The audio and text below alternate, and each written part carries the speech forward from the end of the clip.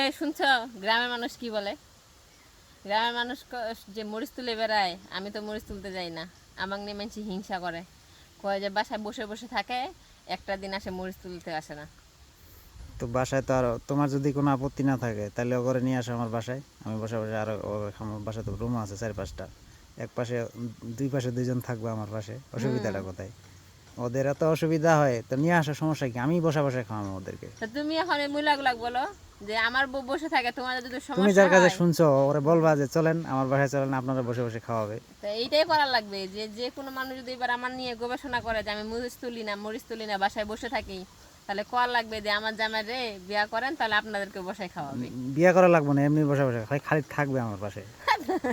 এটা খাওয়া যায় না। কেন যাবে না? ওদের এত অসুবিধা হয়তো বলতে পারবে না। তো এই যে তাহলে দেখো যে ওদের জামাইরা কি পরিমাণ প্রেসার দেয় ওদেরকে মরিচ তোলার জন্য, বুঝছো? বুঝি না, আমি বাসায় বসে থাকি, মাইনসির জ্বলে কিসের জন্য? আমার জামাই আমার বসায় রাখে, মাইনসির প্রচুর জ্বলে, আমি মরিচ তুলি না, মাইনসি সবাই মরিচ তুলে। আর তোমরা মরিচ করছো, আমার জামাই যদি মরিচ চাষ করতো তাহলে অবশ্যই আমাকে একদিন না একদিন যাওয়ার লাগতো, তোলার লাগতো।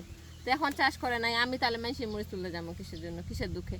আর দুইটা বাচ্চা আছে আমার, আমার বাচ্চা দুইটা নিয়ে আমার সময় চলে যায়, বাড়ি আমার গরু আছে 8-10টা, এগুলা করতে আমার সময় চলে যায়। আর বলে কি মরিচ তুলি না, মরিচ তুলি না। সকালে বেটার মাদ্রাসা যায়, আবার তার ওর মাদ্রাসা থেকে আসে, আবার বেটির স্কুলে যায়, দুই দিক দিয়ে আমার দৌড়াদৌড়ি করার লাগে। আর মানসি কই দিক দিয়ে দৌড়ায়? মানসির বাচ্চা মাদ্রাসায় দিছে, জেলে যাক না জেলে নেই, শেষ।